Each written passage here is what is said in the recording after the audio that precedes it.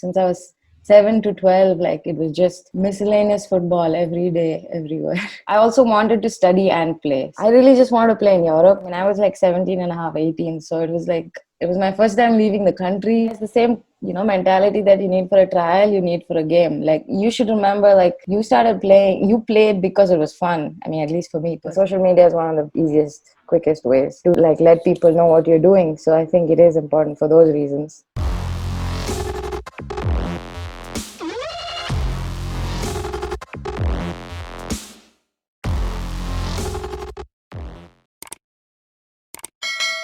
What's up people and welcome back to another Monday motivation video. I've got another Tiki-Taka episode for this week, and this time it's with Brishti Bagchi, who is a professional footballer from India capable of doing things like this on the football pitch. Currently, Brishti is in Spain and she's on the verge of making history by being the first ever Indian woman to play in the Liga Iberdrola, which is the equivalent of the La Liga for women. So make sure you watch this whole video to know about her journey from Bangalore to playing in Spain and also her time in the US playing university football. If you're new around here, make sure you hit that subscribe button. You'd be an absolute legend because I'm trying to reach the 200 mark as soon as possible. While you're at it, don't forget to turn on the notification so that you get an update when I post the second part of this episode. If you like what you see, then make sure you hit that like button. It would really help me out in the YouTube algorithm. And if you want to get involved in these episodes, then make sure you're using the comment section to let me know of your suggestions and any questions you have for these professionals. Don't forget to check out Brishti's socials, the links are in the description. Also, before we get into the video, I just want to say a big thank you to all of you who have subscribed and continue to watch the videos. Because of your support for this video, it was Brishti's team who contacted me and made it possible. So make sure you continue to watch and continue to support me so that I can grow and reach more people like this. Welcome to Tiki-Taka, the series where you tell the world your story. And we have different sections. Each section is titled something football related. The first section is called Back Pass, and in this section we take it back to how it all started for you. So my first question to you is, how did you get into playing football, especially in a country like India, where first of all cricket is the most famous sport, and on top of that, a career in sports is not that encouraged? So for me personally, that's true. In India, like cricket and other sports are bigger than football for sure. But if you look locally, I think football is very big still. And I think that's what helped me is like in my school and between my friends. And like the initial years was when I really fell in love with football. And that was because it is actually really big locally. But if you grew up in India and you like football, I'm sure you'd find some place to play these days, especially. So I think for me it was that, like my friends, my school, my upbringing, and all the little things that added up for me. Yeah, a lot of people don't see the micro level, but there's a lot of football. Yeah, even in my city, football is the most famous sport. Yeah, I mean anybody will tell you that. Yeah, all right. Yeah, so can you give us a little description of your early days, your journey in the early days? Yeah, so my school was a very small school. We had like 100 students in the whole campus, starting from age like 6 or 7 till 18. So honestly, like school, they supported me a lot and I played a lot, but I was playing tons more outside school with my parents' colleagues' kids in the institute campus, then with my neighbors. Like we used to have like a Kengeri gang, a Nagar gang, a Jayanagar gang. Like we all had like groups everywhere. So for me, initially it started off like that, and my friends, and it was really a big deal. Football was a big deal in school for a long time. And then I was spotted by Chitra ma'am, who's from Sports Authority of India, and also the former national team coach. And so since then, it's been Sai, State, all of the other stuff. So, but for a good, like, since I was 7 to 12, like, it was just miscellaneous football every day, everywhere. All right, that's quite cool. I'm guessing you played with Sai until the time you moved abroad. Yeah, I was with Sai because I couldn't sign with Sai until I was 12. So from 9 to 12, I was just training with them, and then I signed with them. And then till I was about 17 and a half, 18, I was with them while I was doing all the other stuff. So can you tell us a little more about your journey to USA And what influenced that decision? Whether football played a part in you choosing to go to the States? Yes, I mean, football was pretty much one of the biggest reasons for me to leave my country and like my home and all of that stuff. But I also wanted to study and play. So for me, it was both. Like, because I was aware of the fact that you can get injured any minute and it could like end your career. I saw that happen to so many people. So for me, it was, I wanted the backup option. I was always interested in academics and I want to find a way to do both. And, everybody like looks at the US or Canada when it comes to, trying to do both. Yeah. And what were you studying in the US? Studying kinesiology and allied healthcare, and then I went into like research with EEG, which is kind of in like neurophysiology side, but it's kind Okay. of in the back seat now because football. Yeah, we can tell. All right. So, can you run us through the journey from USA to Spain and how you got this opportunity to play in Spain?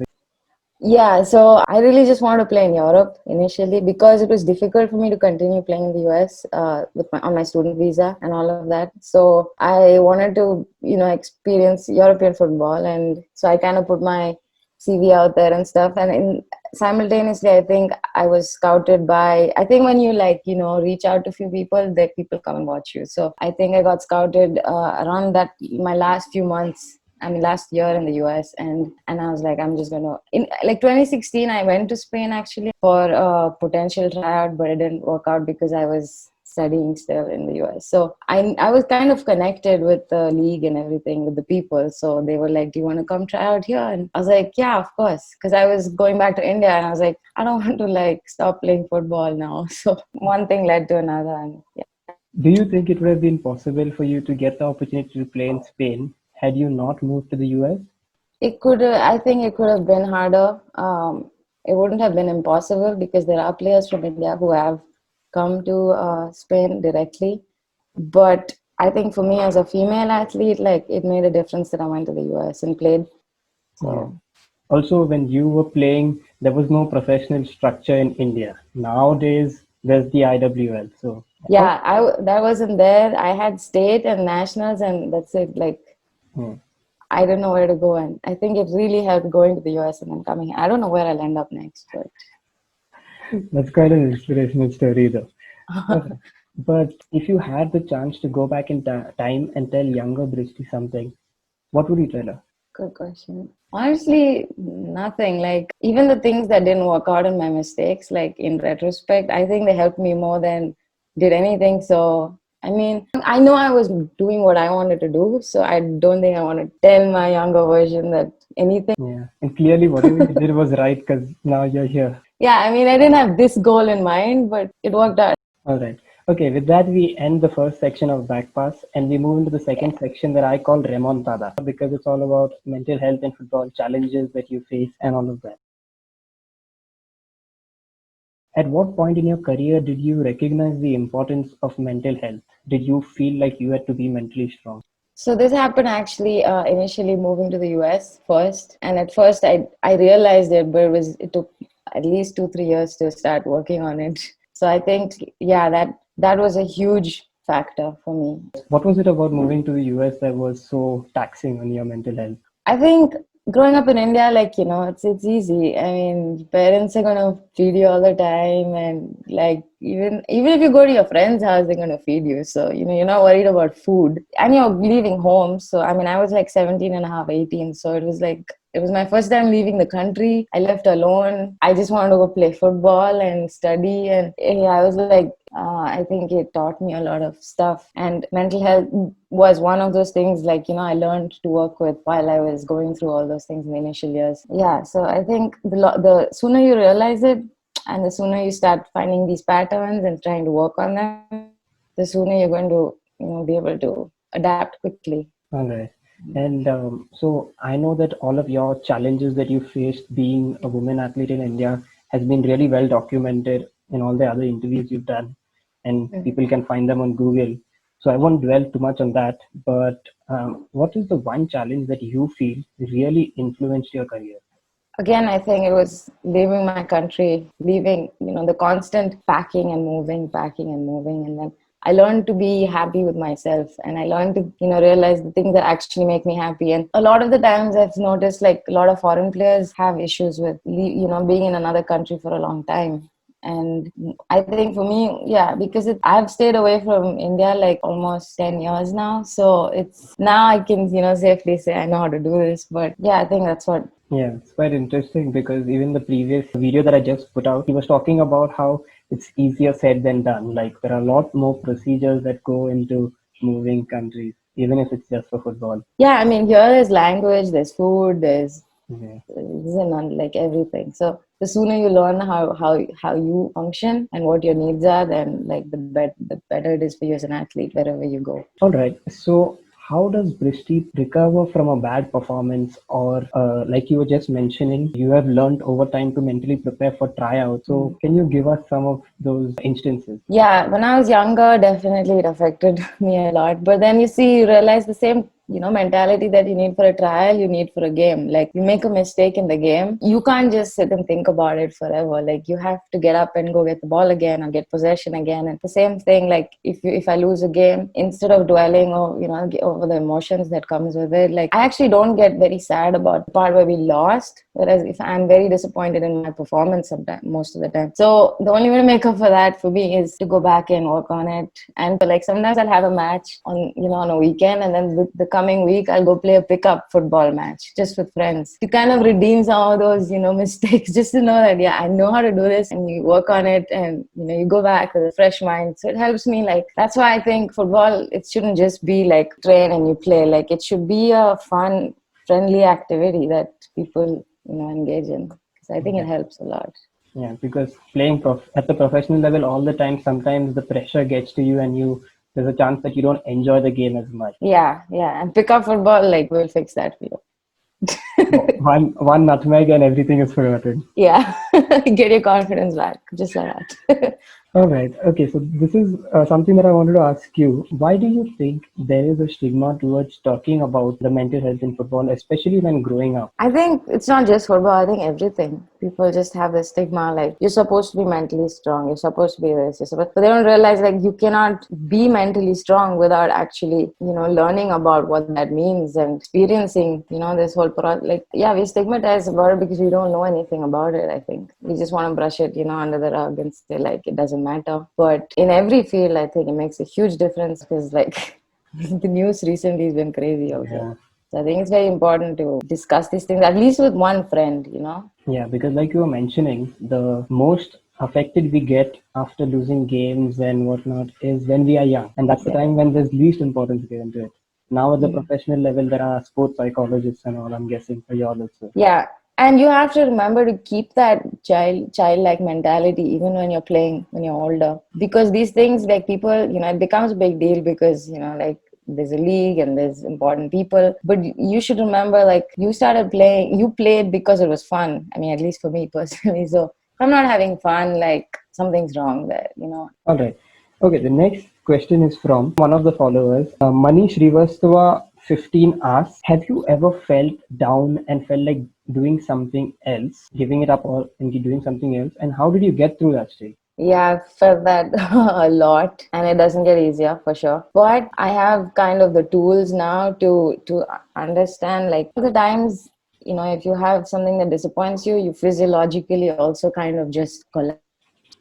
And I think it's important to notice, like, what those reactions are and to work on that, because sometimes that reverses the whole thing. Like you can just face the issue very quickly if you like, do some meditation and like focus on your breathing for a while. So I do a lot of that on my own. There were times when I asked myself, why am I still playing? Why am I still going through so much just to play, because it shouldn't be this hard to play. But then I realized the only thing that fixes anything for me is also just playing football. So I was like, well, I can't give up football. I can't give up this because I'm sure tomorrow I'm going to go to the park and play football again. I do a lot of meditation and breathing, and Invictus Performance Lab has actually recently worked a lot on some of my breathing and mental health. So I think that's made a huge difference in the more like now with elite sports. These elite athletes are something else. You're quite an elite athlete yourself. Nifty. All right. Okay, with that, we end the remontada section and we move into the next section Yeah. that I call halftime tactics. Do you think it's important for footballers to build up their online presence, and why is it practically important? So these days, it's definitely very, I mean, I think it's always been important, and I realized it like really late, and that's what I'm working on now. So I think it is very important because you can, initially I thought you could be a really good player and that's all, like, it's all it is. But if you want to make a career out of it, people need to know about like the fact that, you know, you're a player, you're a football player, and this is what you're doing and all of that stuff. So I think social media is one of the easiest, quickest ways to like let people know what you're doing. So I think it is important for those reasons, and it also helps a lot with connecting with people quick, like, you know, that are doing the same thing with as you. So It's quite cool that your first answer was that it helps you become a professional footballer, because a lot of other people that I asked this question, theirs was it helps you inspire and connect with people. it does actually, because as much as you don't want to agree, you know, agree with it, football has a business side to it, you know. Like I said, if you want to be professional about it and you want it to be a career option, like, or a, you know, a team to be a professional team, it needs some exposure in amongst other people who are doing the same thing. I think it's important to learn about what other people are doing and their approaches. I think, and social media helps with that. All right. What is one piece of technology that is being used in Spain that you think would really help football in India? It's a very simple piece of technology. It's like a projector and a video. It's one of the things I've noticed is like they use it a lot here. What they do is before every practice, almost, we watch matches in the league. We watch other teams. We watch like our own performance, and it's like feedback.